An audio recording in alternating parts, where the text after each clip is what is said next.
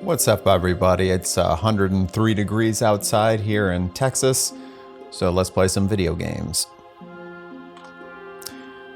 We're going to be playing a little Aces and Adventures today. I'm just going to give you a look at one quick run. Right now I'm using basically the same kind of things that you'll have in our demo. I'm on a slightly different version.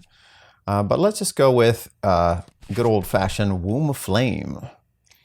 So here we have the Hunter and the Enchantress that I could play, and I will in a future stream.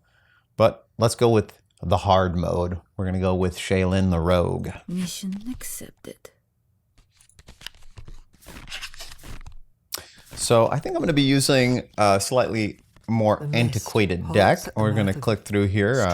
So I'm going to be talking over this, but there are people who've played this, and I'll also post one without me talking, without me at all. So it'll be like that. Just trying out my new streaming technologies. But I'm off to a good start here, and we're going to use Arashi. And if you notice a little lag, it's because I'm using a pre-crypto video card from like 2008. Haven't been able to afford one since people started figuring out that they can, I don't know, mine money with video cards. I'm a game developer, not a crypto developer. So here's one difference. This Shadow Duel will not be in the Rogue deck. It's a little bit more luck-based. See, there I failed. I'm top decking against the enemy, and if I had a higher card, I'll keep doing it so I can do, you know, I think the most I've ever done is like 7 damage, but could technically do more than that if you just keep beating the high card that is drawn from the enemy. But let's throw a jack. Yeah, that's good enough.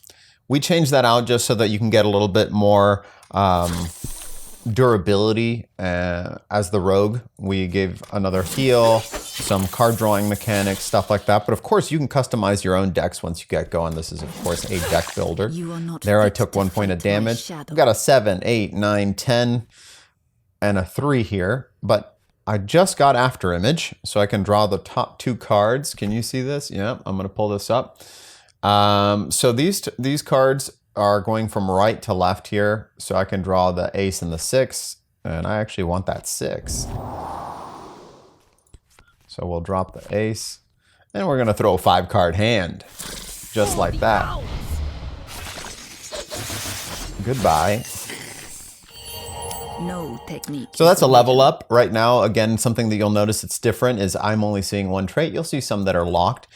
You can unlock those as you go. You plunge through a shaft. There I just went through a shaft, took 1 point of damage. So this is just basically like a little campaign that can do all sorts of things. You can heal, you can get rewards, you can find equipment, you can take damage. There are also going to be buffs and debuffs that will affect the way that you play. That's a little bit more advanced, so we'll be looking into that when we get into the higher runs. And of course, if you've followed along, you'll know that there are 4 plus games.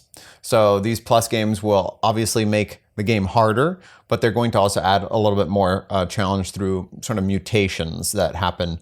So it's not just going to be like, hey, this dweller now has 5 attack and 4 defense. It'll also have some other thing where if I attack him with a spade or something, he might heal. I'm not saying that's going to be it, but could be something like that. So let's try a jack. It's just against 1. So as you see here, I have 2 attack.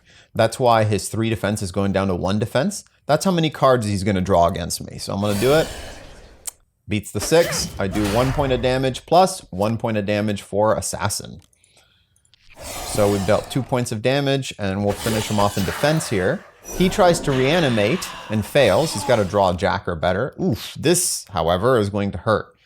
2 kings, I can't do anything about it. I have an ace, I have a queen. I don't have any defensive cards right now. So I'm going to just face tank those 2 points of damage. Now, one thing that you can do with dual wield, it's a little bit, I wouldn't say advanced, but it's a bit tricky. I have this 2 here that's not really helping me out. I'm just going to use it. This little kind of checkered red and black there means you can use any card. If it was just red, it'd be a red card. If it's just black, it's a black card. But basically what we're doing here is we're just going to cycle cards. I'm not going to actually throw that attack necessarily. I now have 2 attacks over here that you can see. 2 little chips. I am going to throw 1 attack. But then I'm going to hold this ace, which I could have thrown an attack. Ooh, so he's going to come back. Strike. So now I have the capacity to go with sneak. I am going to do that. It's a buff. Some buffs come off whenever you trigger some condition. Some don't come off. In this case, if I take damage, I'm going to lose this buff. So I'm going to try not to take damage, but we'll see. We have a smoke bomb here. I'll try to cycle cards so we can get into it. And I'm going to throw the king to finish him off. And there it goes. So now I get the choice of whether I want to level up or loot the husks. This is actually pretty good. I happen to know what I put into the game myself, and I'm going to go with it. I'm going to get this Rune Falcon, which is going to give me 1 HP after an attack with a spade.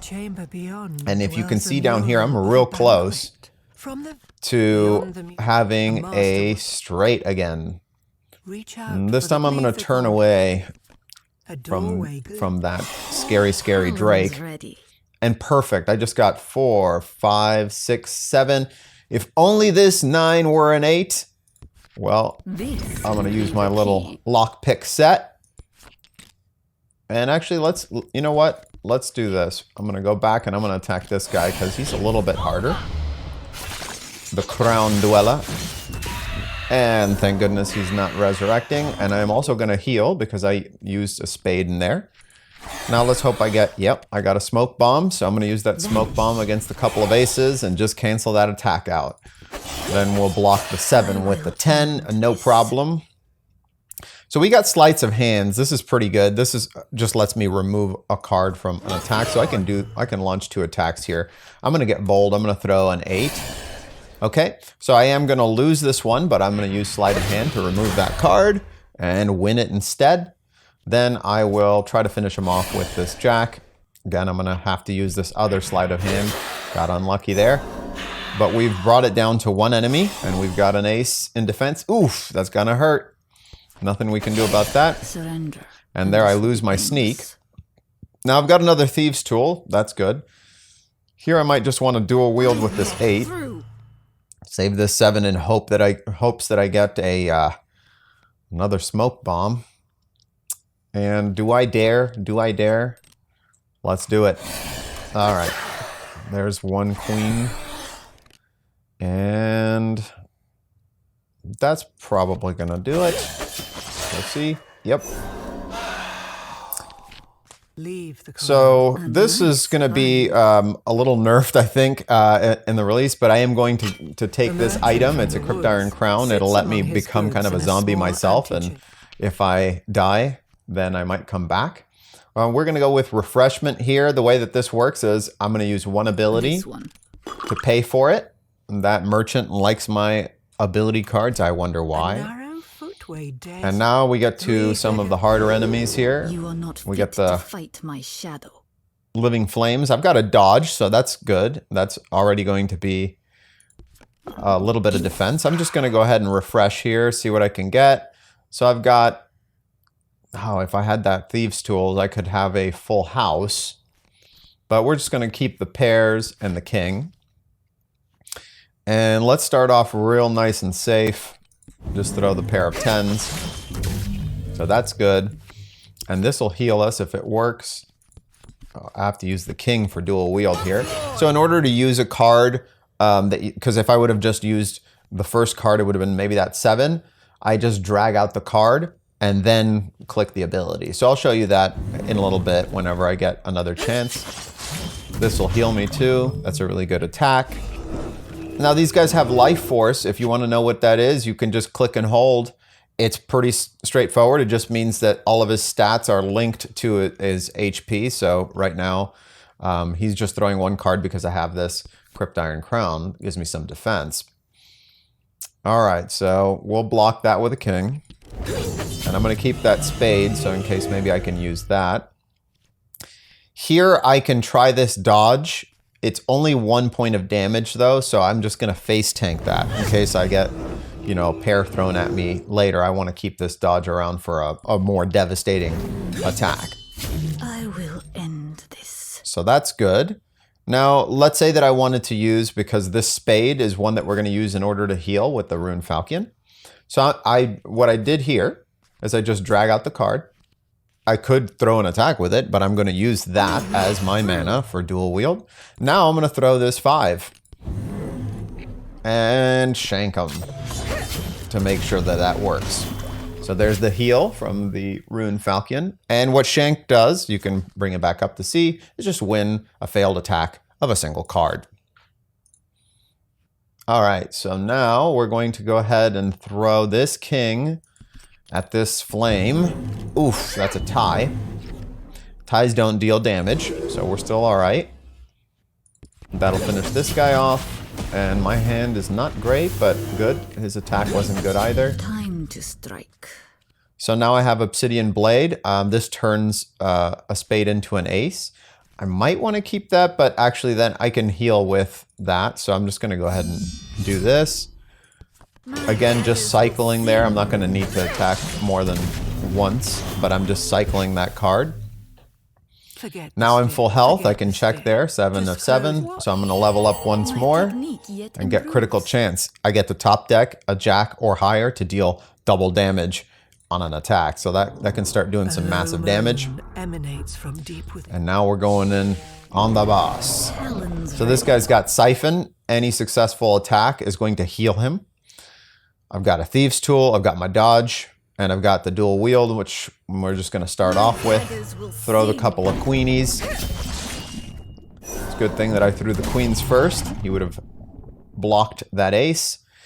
This ace I'm going to probably keep for defense. Even though I could throw it in attack, I'm not going to.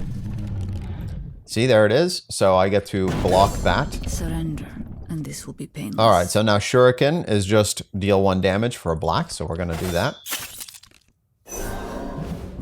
The reason that I was drawing there is for that critical chance. We still haven't critted. We're gonna now throw the 9s. Ooh, that's not good. That's not good. I could have Thieves' Tooled this 10, but I didn't expect him to draw a pair of jacks on me with 3 cards. But that's the luck of the draw. So now we got an ace. We can block the ace, no problem. We'll throw a Shadow Duel at him. Why not? Beat me, but at least we ate one of those kings. So now let's go ahead and use dual wield, and we'll throw the Thieves' Tool here to, ooh yeah, that's gonna hurt. Boom!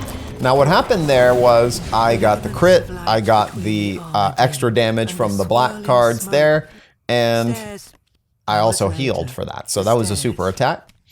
And now this is what I got. I got straight. I think I used 2 straights. Rank A. Since I'm talking, I went a little bit slower. Normally I get S speed for sure. But you know, A's good. My mom would be proud.